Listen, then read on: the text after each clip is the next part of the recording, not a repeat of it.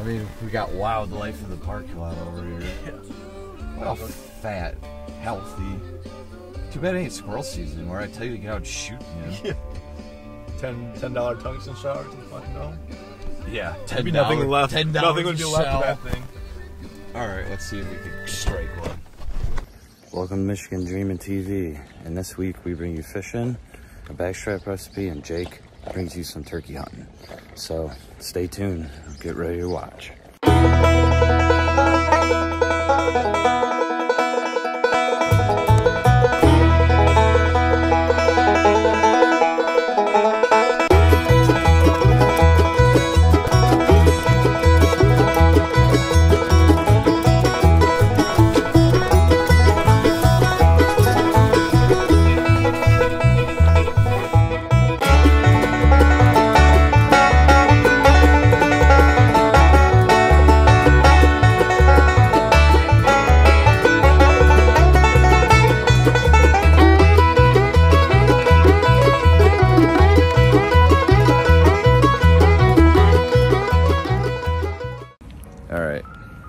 I got my little cousin here. We're about to beat the crap out of some bluegills here today, so let's see if I can get a bunch of this on film. She got herself one. It's actually a pretty good sized gill.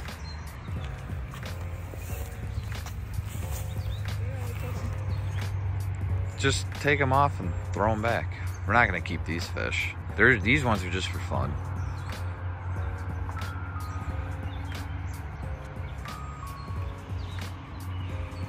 Smile with your big gill. Those bass were interested in that too. Yeah. You want a bag? I'm gonna wipe this on. Just wipe on your pants.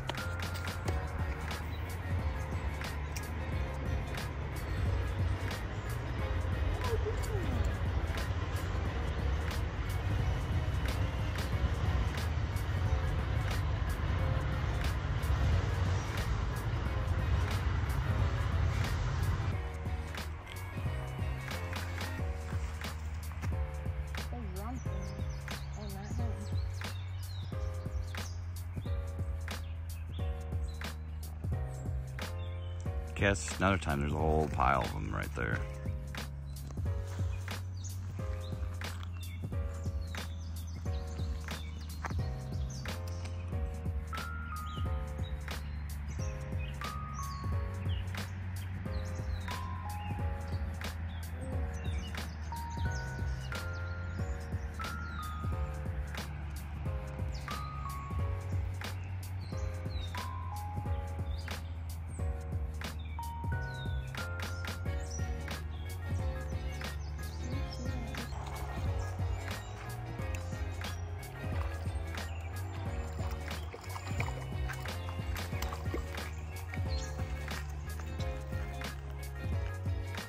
Seem to got a nice one there now.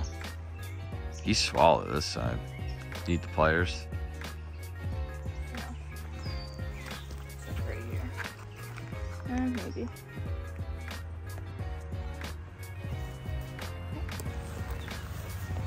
Oh, no, I got it. Oh, good. Nice little healthy bass.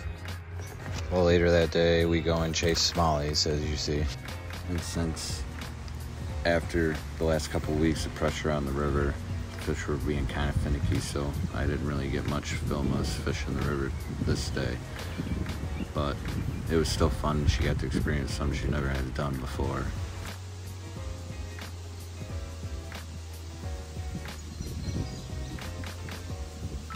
Which was kind of cool. So we went and took a ride and we found a spot where she wanted to fish these little gills underneath this bridge. Just cast up underneath there.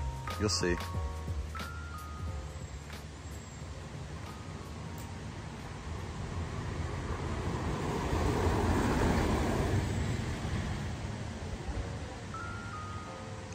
See, I told you. It is. It's like a warmouth bluegill kind of thing. They're kind of a little tougher. It swallow it pretty good or no? Well, good. That was first cast, ain't it? Yeah. Oh, you scared me.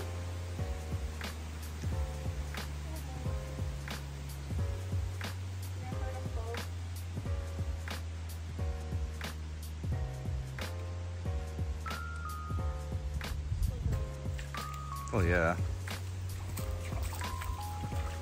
Water's nice, ice cold in here.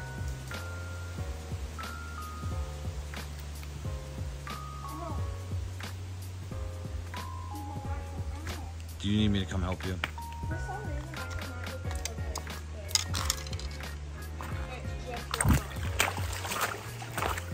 Let me see.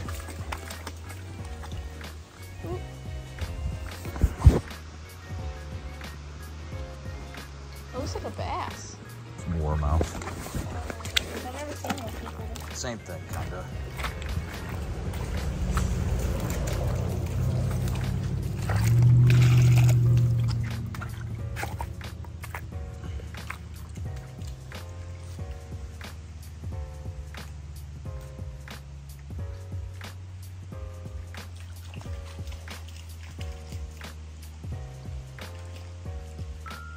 Try casting like that way.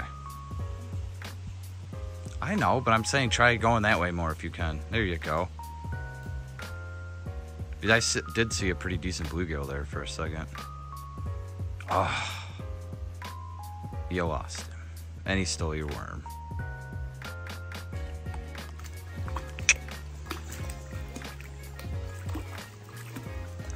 See, all she's doing is casting underneath the bridge with worm and a couple split shots. And there's just a bunch of bluegills and stuff underneath here. Just some spot, random middle of nowhere where public touches it on one side.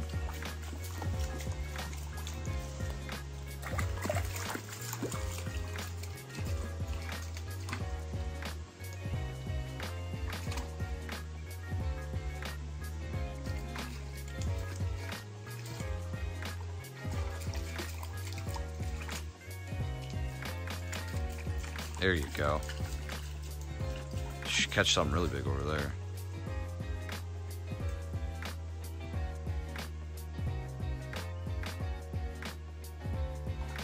Oh yeah. You got another one that's... Oh, it's fine. That's another one that size, but that one bit a lot harder than the other one. Oh, it's pretty. It's got orange on him. It's got orange on him. Welcome to Kids Corner. Okay, kids, what is a warmouth sunfish? All right, take your guesses while Jake gives our pro tip of the week. Hey, this is Jake with Michigan Dreamin' TV, and this is your tech tip of the week. As mid-July rolls around, everybody's got one thing on their mind, finding that big buck that they want to go after. One of the most important things that you want to do is make sure your bow is in tune. You owe it to the animal. So a couple of our biggest things that we look for is, me personally, my string. Check for frays, if my peep is rotating the right way, if my string loop is frayed at all. And that's probably one of the biggest things, is because you want to get a new string sooner rather than later, because it takes a little bit for it to get broke in, and as we all know, is once it's broke in, your sight is going to be out of whack. The string is number one for me. 2, your rest. You want to make sure your rest is functional. You're not getting any slappage off your arrow. Obviously, you want to make sure that your sights are dialed in. Me, I run a 5-pin, 6-pin sight, but I only use 3 pins. I like to shoot 20, 30, and 40. And after 35 yards, it's kind of pushing it. You always want to check your limbs for cracks or splinting. If you do have some splinting going on, you're going to want to contact your bow manufacturer. Doesn't happen a lot, but if it does happen, you want to get it taken care of. Then you want to make sure your arrows are set up. Broadheads, things like that. A lot of people just shoot their field tips, practice with that, think they're good enough, and just don't bother shooting with their broadheads on. You want to shoot with your broadheads, because your arrow is going to fly different no matter what kind of broadhead, if it's a expandable or a fixed blade. So that's some of the things that we like to do here in the middle of summer when things are kind of slow and we're just kind of getting our inventory of deer. We get together once or twice a week and we shoot for a few hours in yeah, hopefully you guys have a good deer season, and that's our tech tip of the week. All right, kids. Remember that warmouth we were talking about? Well, here you go. Here's your answer. A warmouth is a hybrid crossbreed between a bluegill and a green sunfish, and they can survive in polluted, well-oxygenated waters where other sunfish cannot. Alright, recipe time. What you need is 1 bag strap, an onion, garlic, and steak seasoning. As you can see, I butterflied my steaks. I'm going to cut my onion up, put my garlic and some of my seasoning inside the bag strap. And then I use skewers to connect them all together to fold it back where the butterfly was, and then I will season the top of the bag strap. Then I will turn my broil on for 525. I will cook my bag strap on broil for 525 for 6 to 7 minutes, matters how big the bag strap is, and then I will shut broil off and let it sit in the oven for another 49 minutes. Do not open the oven door, and this is your results. Hey, this is Jake with Michigan Dreamin' TV. Today I got a couple of turkey hunts for you to see. The first one is going to be opening day, April 22nd here in Michigan. I got my brother Dan and my buddy Brad. We're set up on some birds. We messed with them all morning. We finally got them to come across the road, and well, sometimes things just don't go to plan, and you're going to see how it pans out.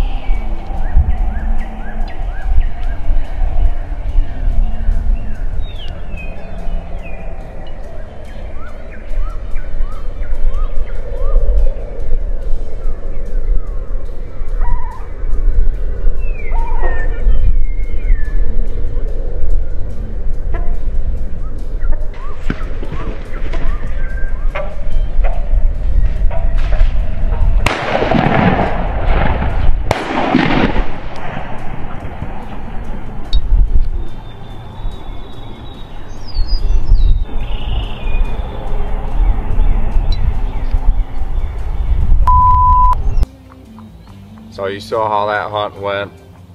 Kind of a bummer, kind of funny at the same time. That's how hunting is. And the second hunt you're about to see, this one's also kind of funny because that bird that Brad just missed skimmed the back with his arrow. My buddy Austin, he ends up killing it. I'll include a picture so you can see the feathers cut on his back, but just stay tuned to see how this one pans out.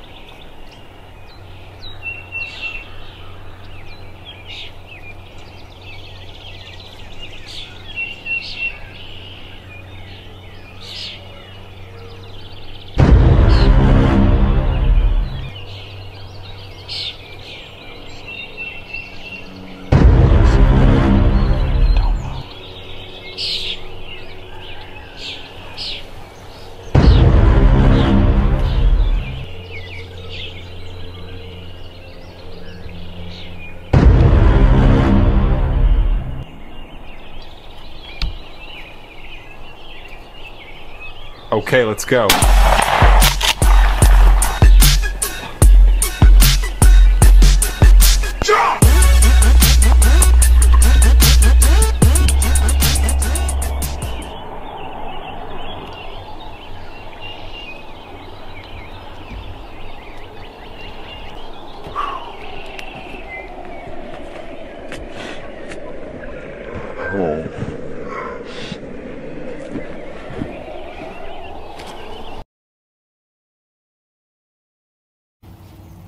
So you saw how that hunt panned out. It was successful. Also made a great shot.